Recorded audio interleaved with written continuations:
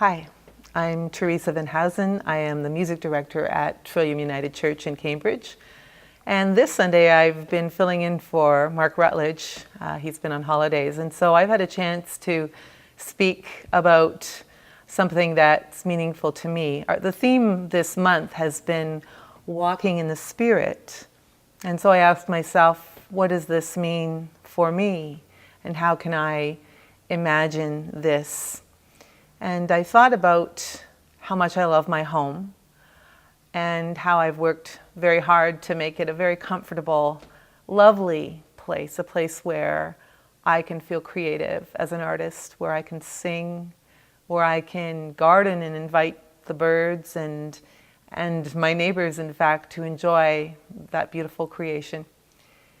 And home seems to be an important part of my life, and I think that it's actually integral to most of us, that we live in this earth. It's our physical home, and that's where we flourish. It's our protection. It's our stimulation to grow and develop. Our bodies are the physical homes for our spirits.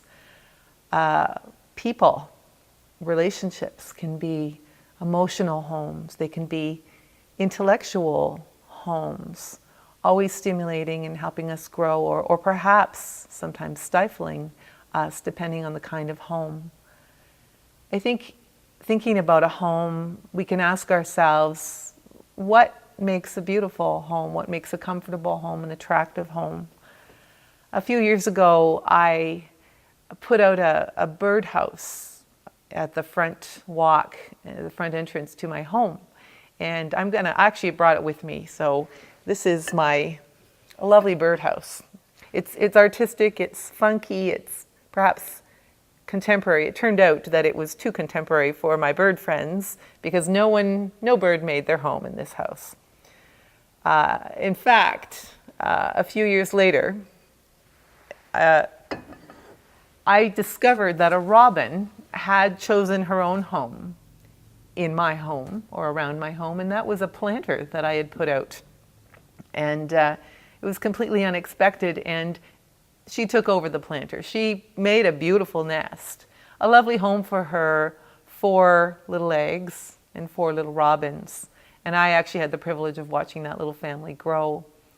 But that was a much more conducive home to a bird that wanted to swoop in and sit on her nest and swoop away. That could readily have access to what was going on and see if she could protect her young. And it causes me to think again, what sort of home do we want and do we need? And I think not just of a physical home, but of the kind of home that would house the deepest parts of us, our emotion, our intellect, the essence of our being, our deep inner child. And recently, I've had some hard things happen in my life. I've lost a very close relationship that was like a home to me. It was a place of refuge, a sanctuary for me. And I've had to deal with what it means to live without that home in my life. As a matter of fact, the loss of that emotional home of love has affected whether or not I am able to have my physical home. And so I deal with these things, and those kinds of things, you might have them in your life too. Losses, personal disasters. And what do we do with those things? Those things can throw us off balance. They can leave us feeling broken, unable to go on. And it's then we ask ourselves, what's an eternal home for me? What's a home that will never leave, that will never walk out? What's a home that will never be destroyed by physical things? And it seems to me that home is God. The God that the psalmist in Psalm 90 said, God, you've been our home for, it seems, forever. Before the earth was formed, before the mountains grew into being, before anything else, you were there. And I have to say that sometimes it's the hard things in life that open our eyes and cause us to see what truly is our home.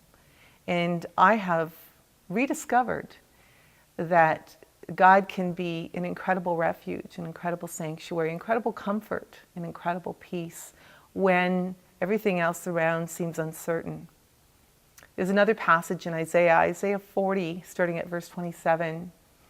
And it's a challenging passage. It says that we need to listen and understand that God is not a God that walks away, that God is a God that lasts. And it's a God that knows everything inside and out, that knows me and you inside and out. And it's that God that gives us a fresh view of life, that gives us fresh energy, that in fact kind of understands what it's like to be a bird, that gives us wings and helps us soar again when we felt in the depths. And other passages in the Psalms also speak about God as energy. God is a river that runs through the city of God, the place where the Most High dwells. And did you know that not only is God willing to be our home, but God is willing to make a home within us? And I have learned that as I wait on God to be my home, that God comes and is a home with me. And there's this partnership that happens, allowing me to move forward in life, allowing us to move forward. There's another Psalm, Psalm 84, and I'll close with that. And that Psalm talks about God as making a home and making us kind of like a pathway, a road traveled. God walking with us and us walking with God, and leading us to a place which the psalmist calls Zion, which really is that ultimate place of liberty, of becoming what we're truly meant to be. And I believe that is something that God wants for us, that we're wired to know the greatest person in the universe, the creator of all personalities, and that relationship can take us on to where we need to be in life, to be our best selves. So I invite you to think about what you need as a home and consider the possibility that God can be your home, that you can be a home for God, and that together you can achieve greater things. Two are better than one, and with God, you can soar and you can be renewed.